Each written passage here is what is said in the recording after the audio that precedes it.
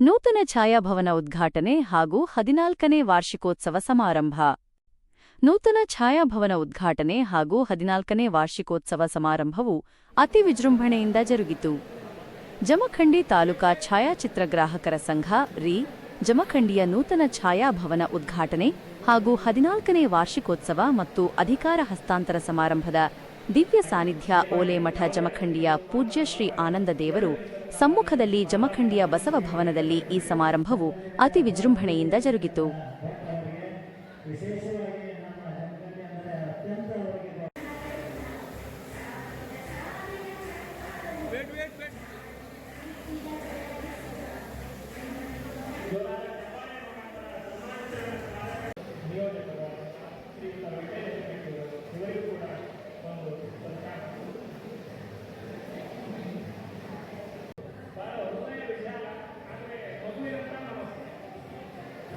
ಈ ಸಂದರ್ಭದಲ್ಲಿ ಸಮಾರಂಭದ ದಿವ್ಯ ಸಾನ್ನಿಧ್ಯವನ್ನು ಅಲಂಕರಿಸಿರುವ ಪೂಜ್ಯಶ್ರೀ ಆನಂದ ದೇವರು ಮಾತನಾಡಿ, ಛಾಯಾಭವನ ಅಥವಾ ಛಾಯಾಗ್ರಹಣವು ಬೆಳಕನ್ನು ಬಳಸಿ ಎಲೆಕ್ಟ್ರಾನಿಕ್ ಸಂವೇದಕಗಳು ಅಥವಾ ಬೆಳಕಿಗೆ ಸೂಕ್ಷ್ಮವಾದ ಫಿಲ್ಮ್ಗಳ ಮೂಲಕ ಚಿತ್ರಗಳನ್ನು ಸೆರೆಹಿಡಿಯುವ ಕಲೆ ಅಥವಾ ವಿಜ್ಞಾನವಾಗಿದೆ.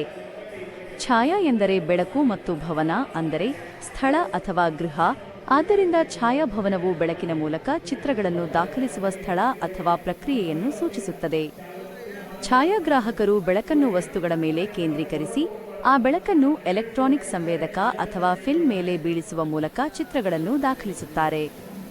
ಛಾಯಾಗ್ರಹಣವನ್ನು ವಿಜ್ಞಾನ, ಮನರಂಜನೆ, ಸಮಾಜದ ಇತಿಹಾಸ ದಾಖಲಿಸಲು, ಸೌಂದರ್ಯದ ಕ್ಷಣಗಳನ್ನು ಸೆರೆಹಿಡಿಯಲು ಮತ್ತು ಸೃಜನಶೀಲತೆಯನ್ನು ವ್ಯಕ್ತಪಡಿಸಲು ಬಳಸಲಾಗುತ್ತದೆ ಎಂದರು. ಈ ಸಂದರ್ಭದಲ್ಲಿ ಸಾಧನೆ ಮಾಡಿದ ವಿದ್ಯಾರ್ಥಿಗಳಿಗೆ ಗೌರವ ಸನ್ಮಾನ ನೆರವೇರಿಸಿದರು. ಈ ಸಂದರ್ಭದಲ್ಲಿ ಈರನಗೌಡ ಪಾಟೀಲ, ಜಮಖಂಡಿ ಮತಕ್ಷೇತ್ರದ ಶಾಸಕರು, ನಾಡೋಜ ಗುಡಗುಂಟಿ, ಜಮಖಂಡಿ ಮಾಜಿ ಶಾಸಕರಾದ Anand Nyamagouda, Dr. Umesh Mahabalashetty, Bengaluru K. P. A. Association ನಿರ್ದೇಶಕರು ಲಕ್ಷ್ಮೀನಾರಾಯಣ ಭಟ್ಟ, ಮಲ್ಲಿಕಾರ್ಜುನ ಕೆ. ಪಿ. ವಿಠ್ಠಲ ಹಿರೇಮಠ ಹಾಗೂ ಜಮಖಂಡಿ ತಾಲೂಕಿನ ಎಲ್ಲ ಫೋಟೋಗ್ರಾಫರ್ ಮತ್ತು ಪಟ್ಟಣದ ಗಣ್ಯರು, ಮಾನ್ಯರು ಈ ಕಾರ್ಯಕ್ರಮದಲ್ಲಿ ಭಾಗವಹಿಸಿದರು. ನಮ್ಮ ಛಾಯಾಚಿತ್ರ ಸ್ಪರ್ಧೆಗೆ ಆಯ್ಕೆಯಾದಂತಹ ಲೋಕೇಶ್ ಮಾಳಿಕ್, ರಾಜ್ಪುರದ ಜಿಯೋ ಮಾಲೀಕರು, ಫೋಟೋ ಸಂಖ್ಯೆ 34, ದ್ವಿತೀಯ ಮನೋ ಫೋಟೋಗ್ರಫಿ ಗಂಗಲಿ ಇವರಿಗೆ ದ್ವಿತೀಯ ಬಹುಮಾನ ದೊರೆತಿದೆ. ಅನುಕ್ರಮ ಸಂಖ್ಯೆ 37, ತೃತೀಯ ಬಹುಮಾನ ವಿಠಲ್ ಆಶೀರ್ವಾದವನ್ನು ತೆಗೆದುಕೊಳ್ಳಬೇಕು.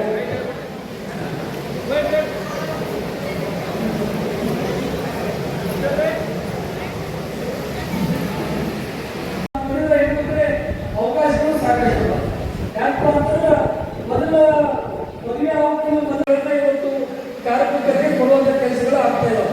ಸೊ ಆ ನಿಟ್ಟಿನಲ್ಲಿ ಫೋಟೋಗ್ರಾಫರ್ಸ್ ಕೂಡ ನೀವು ಕೂಡ ಎಲಿಜಿಬಲ್ ಆಗಿರೋದ್ರಿಂದ ಸರ್ಕಾರದ ಅನೇಕ ಸೌಲಭ್ಯಗಳನ್ನು ನೀವು ಪಡ್ಕೊಂಡು ತಾವು ಕೂಡ ಆರ್ಥಿಕವಾಗಿ ಮಜಬೂತ್ ಬರಬೇಕು ಅಂತ ಹೇಳಿ ನಾನು ಮನವಿಯನ್ನು ಮಾಡ್ಕೊಳ್ತೀನಿ.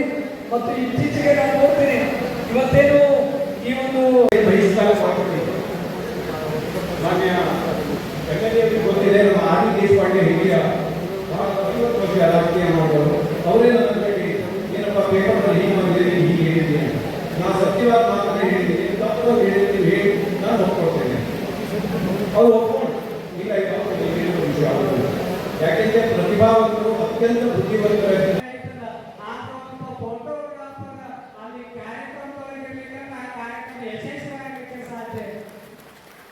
ಒಂದು ಕಾರ್ಯಕ್ರಮ ಯಶಸ್ವಿ ಆಗಬೇಕಾದ್ರೆ ಅದು ಫೋಟೋಗ್ರಾಫರ್ ಇರ್ತಿಲ್ಲ, ಒಂದು ಕಾರ್ಯಕ್ರಮ ಯಶಸ್ವಿ ಆಗಲಿಕ್ಕೆ ಸಾಧ್ಯ ಐತೆ.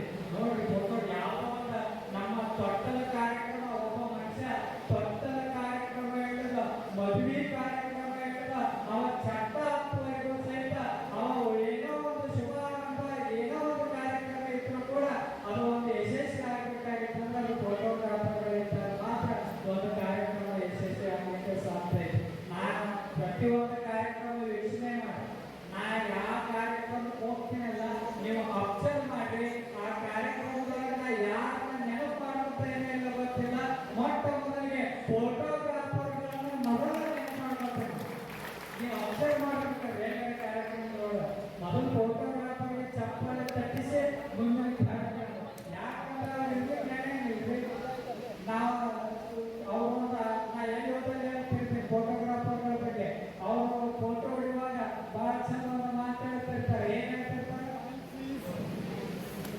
Silent place.